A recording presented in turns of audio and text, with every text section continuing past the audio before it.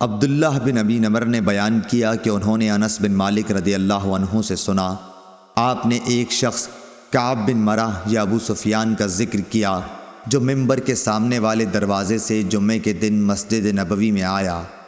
رسول اللہ صلی اللہ علیہ وسلم کھڑے ہوئے خطبہ دے رہے تھے۔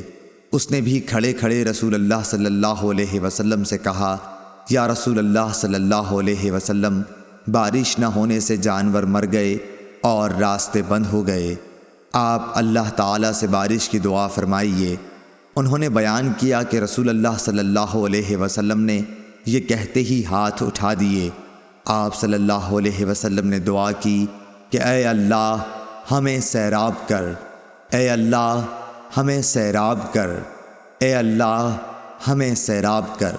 انس رضی اللہ عنہ نے کہا، بخدا کہیں دور دور تک آسمان پر بادل کا کوئی ٹکڑا نظر نہیں آتا تھا اور نہ کوئی اور چیز، ہوا وغیرہ، جس سے معلوم ہو کہ بارش آئے گی، اور ہمارے اور صلح پہاڑ کے درمیان کوئی مکان بھی نہ تھا کہ ہم بادل ہونے کے باوجود نہ دیکھ سکتے ہوں۔ پہاڑ کے پیچھے سے ڈھال کے برابر بادل نمودار ہوا اور بیچ آسمان تک پہنچ کر چاروں طرف پھیل گیا اور بارش شروع ہو گئی۔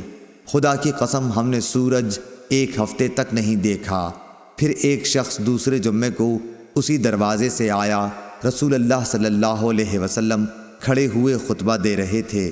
اس شخص نے پھر آپ کو کھڑے کھڑے ہی مخاطب کیا کہ یا رسول اللہ صلی اللہ علیہ وسلم، بارش کی کثرت سے مال و منال پر تباہی آ گئی اور راستے بند ہو گئے، اللہ تعالیٰ سے دعا کیجیے کہ بارش روک دے۔